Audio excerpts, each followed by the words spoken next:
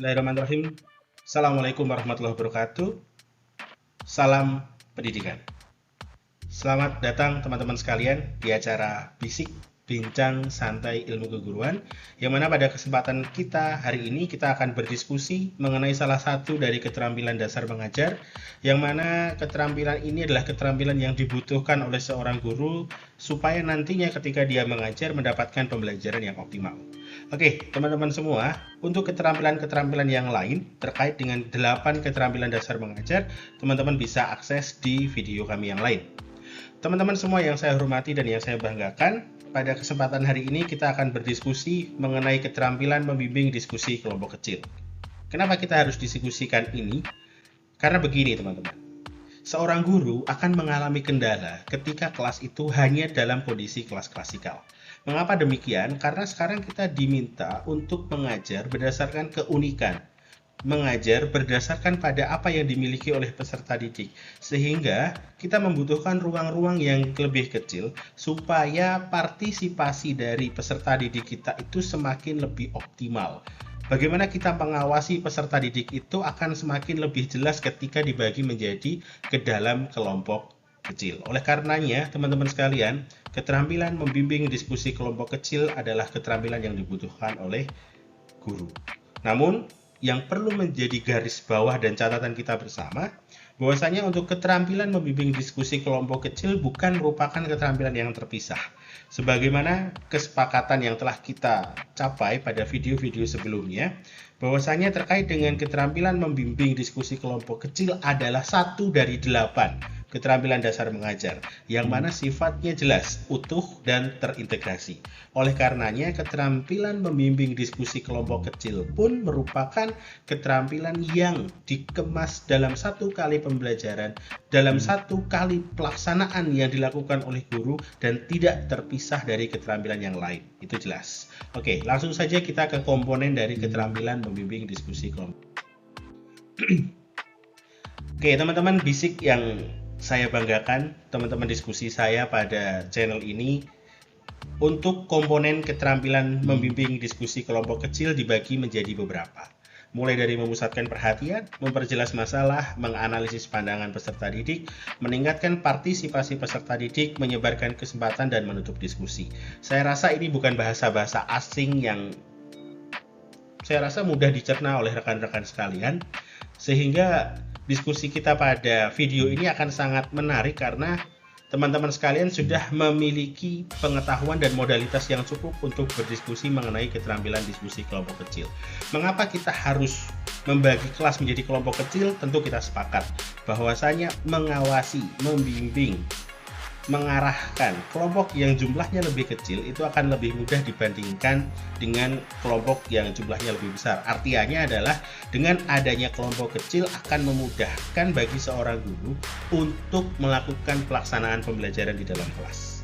Oleh karenanya itu, salah satu komponen utama dari keterampilan membimbing diskusi kelompok kecil adalah memusatkan perhatian. Mengapa?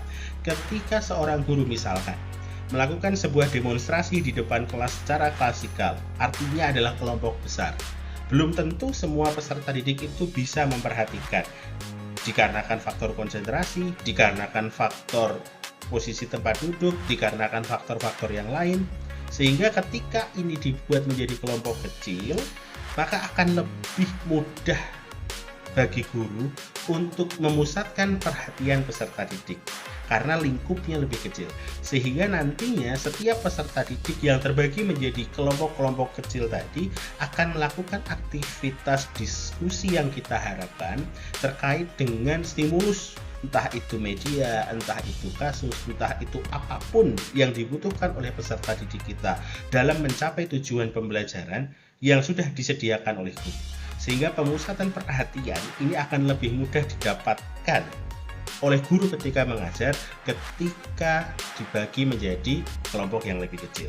Yang kedua adalah komponen memperjelas masalah. Artinya adalah kasus atau masalah atau apapun stimulus yang diberikan oleh guru supaya nantinya ada penemuan yang dilakukan oleh peserta didik akan lebih mudah dipahami oleh peserta didik dalam kelompok yang lebih kecil.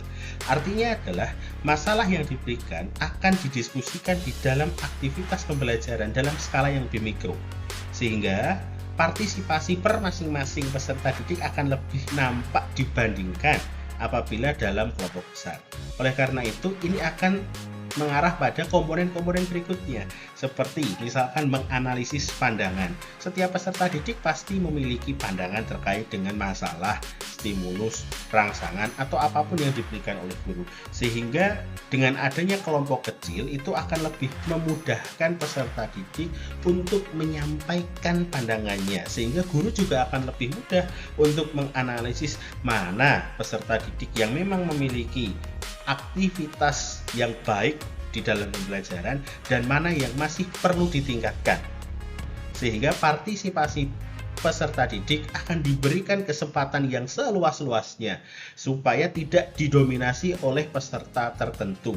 Sehingga harapannya adalah dengan penyebaran partisipasi oleh guru kepada peserta didik, nantinya peserta didik akan memiliki kemampuan-kemampuan untuk menyampaikan gagasan, menyampaikan ide, lalu juga mentalnya akan terbentuk. Karena apa? Karena terbiasa berdiskusi pada kelompok kecil.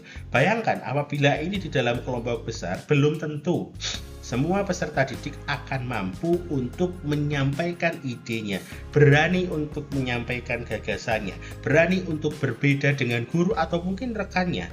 Sehingga dengan adanya keterampilan membimbing diskusi kelompok kecil yang dimiliki oleh guru, guru akan bisa memberikan fasilitas yang luar biasa, mulai dari memusatkan perhatian, memperjelas masalah, menganalisis pandangan, meningkatkan partisipasi, menyebarkan kesempatan untuk berpartisipasi, dan juga nantinya untuk menutup diskusi. Artinya adalah guru bisa memberikan klarifikasi, guru bisa memberikan penegasan, guru bisa memberikan pelurusan terkait dengan konsep yang didapatkan berdasarkan hasil diskusi. Dan saya rasa ini adalah basis penemuan yang diharapkan oleh kita semua di dalam aktivitas pembelajaran. Oleh karena itu, teman-teman sekalian, komponen-komponen ini penting untuk kita dapatkan sebagai seorang guru.